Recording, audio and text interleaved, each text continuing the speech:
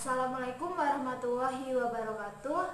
Saya Jamiatul Arini, NIM 14014181159. Nama saya Septiani Puji Astuti, NIM 14014181195. Nama saya Faisal Nur Rahman, NIM 14014181999. Nama saya Hasnan Nur Fauzi. Kami dari kelompok 6. Ini akan mempresentasikan materi mengenai teknik-teknik dalam mengelola kelas.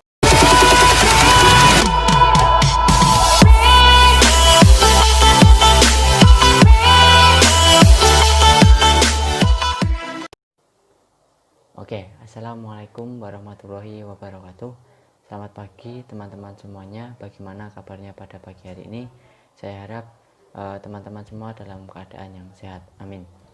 Perkenalkan, nama saya Hasnan Nur Fauzi, akan mempresentasikan materi mengenai teknik-teknik dalam mengelola kelas. Adapun anggota dari kelompok 7, yang pertama ada Jamiatul Arini, yang kedua ada Faisal Nur Rahman, yang ketiga ada Septiani Puji Astuti, dan yang keempat ada saya sendiri, Hasnan Nur Fauzi. Oke, langsung saja dipersilahkan untuk teman-teman untuk menyimak videonya dari awal sampai akhir. Nah, langsung saja kita simak videonya berikut ini. Nah, pada pagi hari ini kita akan membahas materi mengenai teknik-teknik mengefektifkan manajemen kelas.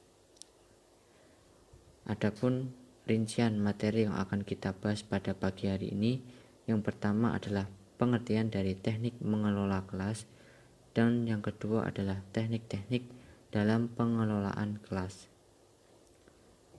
Untuk yang pertama adalah pengertian dari teknik mengelola kelas. Pengertian dari teknik mengelola kelas adalah sebuah teknik dalam menciptakan dan mempertahankan kondisi kelas yang optimal guna terjadinya proses belajar mengajar yang serasi dan efektif. Teknik mengelola kelas sendiri penting dimiliki oleh seorang guru, sebab dengan adanya keterampilan mengelola kelas, maka pembelajaran akan terlaksana secara maksimal dan tujuan pembelajaran akan tersampaikan kepada siswa secara optimal. Nama saya Septiani Puji Astuti, NIM 14014181195. Saya akan melanjutkan presentasi dari Hasnan Nur Fauzi dari slide 7 sampai slide 9. Langsung saja. Teknik-teknik pengolahan kelas. Teknik preventif adalah teknik untuk mencegah timbulnya tingkah laku siswa yang mengganggu kegiatan belajar mengajar.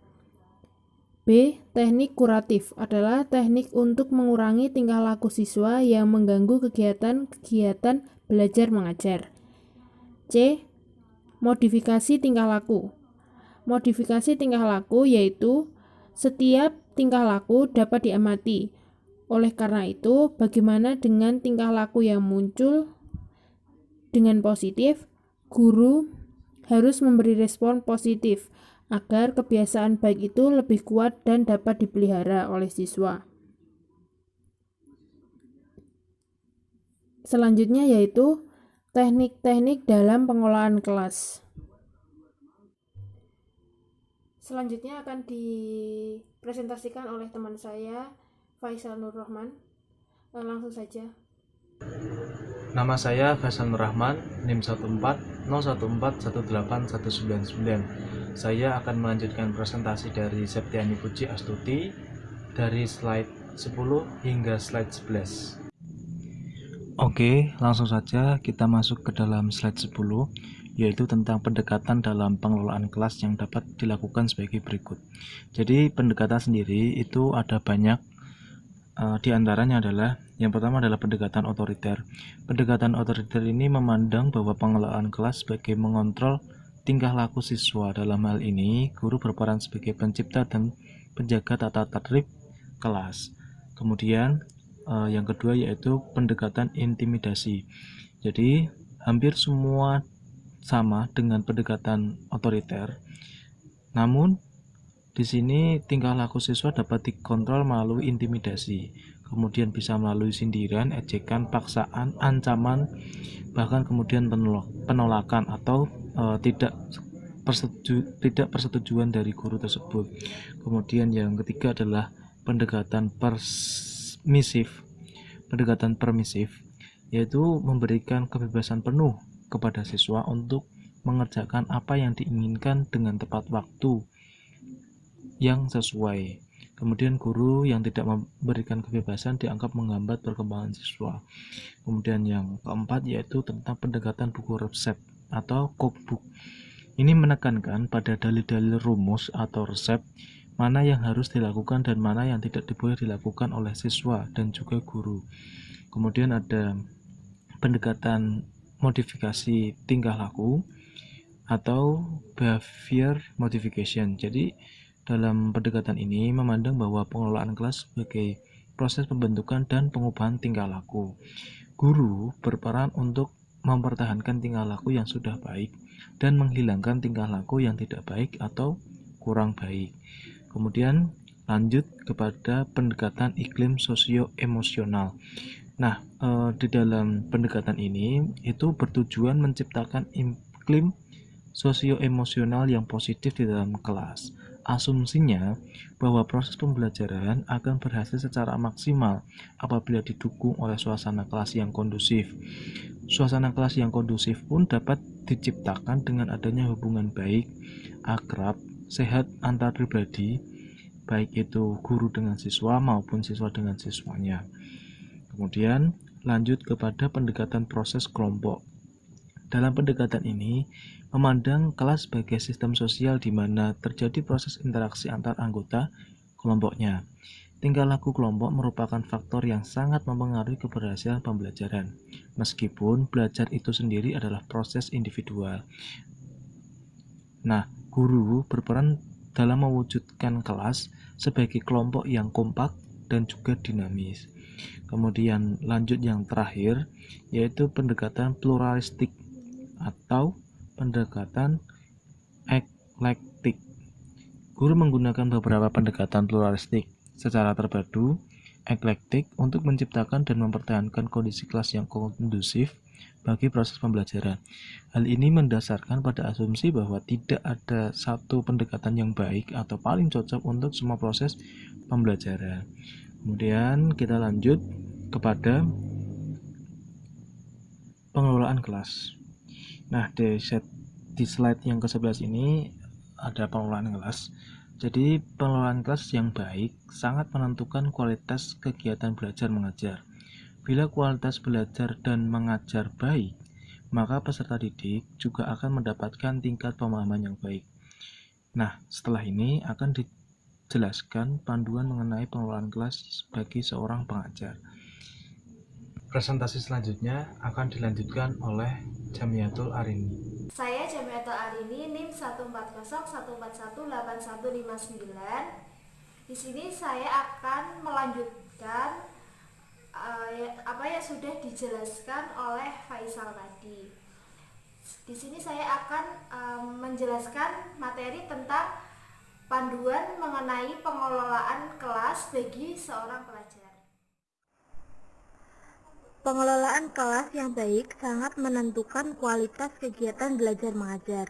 Bila kualitas belajar dan mengajar baik, maka peserta didik juga akan mendapatkan tingkat pemahaman yang baik.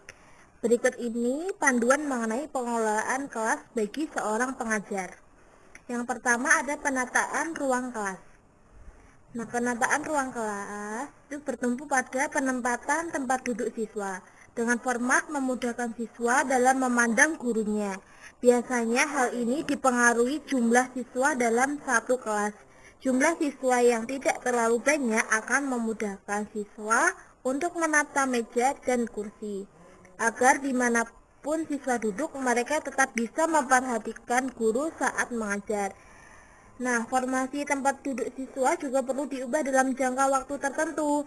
Perubahan formasi tempat duduk perlu dilakukan agar siswa tidak bosan di kelas. Yang kedua, mengantisipasi kondisi kelas. Kondisikan semua siswa dengan baik secara fisik maupun psikis, termasuk siswa yang terlambat masuk ke dalam kelas. Sebelum siswa benar-benar siap, jangan memulai mengajar. Yang ketiga, tetapkan aturan dengan tegas namun bersahabat. Saat ada siswa melakukan pelanggaran, kita harus tegas dalam memberikan konsekuensi sesuai dengan aturan yang telah disepakati. Alangkah lebih baik bila aturan dibuat bersama siswa sejak awal tahun ajaran. Saat membuat suatu aturan dan metode pemberian konsekuensi, kita perlu mengajak siswa untuk bekerja sama, sehingga saat mereka melakukan pelanggaran dan menerima konsekuensi, mereka bisa menerimanya dengan baik. Yang keempat, pastikan siswa tetap fokus. Nah, beberapa siswa mungkin tidak fokus dengan materi yang kita berikan. Ada banyak sebab mengapa siswa tersebut tidak fokus pada pelajaran. Bisa karena ngantuk, bosan, capek, dan sebagainya. Nah, sebagai pendidik kita harus memiliki banyak cara agar siswa tetap fokus memperhatikan saat pembelajaran. Yang kelima, serius tapi santai. Mulailah mengajar dengan serius. Bila sudah berhasil menggiring siswa dalam suasana demikian, atur irama pembelajaran menjadi santai, kemudian serius lagi, dan begitu seterusnya. Kalau serius melulu, siswa akan ngantuk atau bosan mengikuti pelajaran.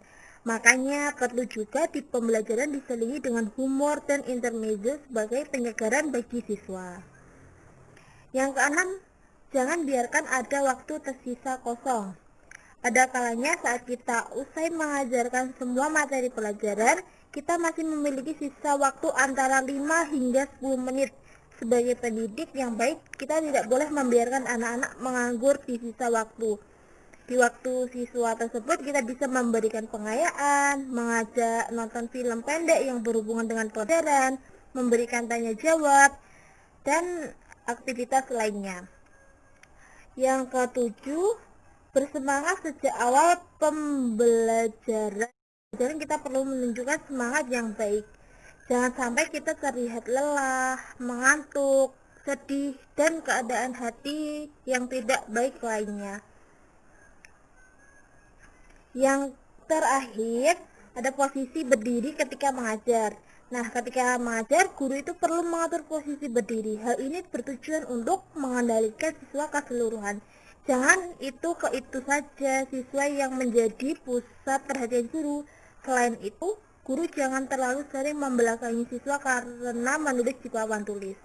Sebaiknya guru-guru menulis dengan posisi menyamping sehingga siswa dapat terpantau dengan baik. Sekian presentasi dari kelompok 6. Terima kasih telah menyaksikan video pembahasan materi teknik-teknik efektifkan manajemen kelas. Kurang lebihnya mohon maaf. Wassalamualaikum warahmatullahi wabarakatuh.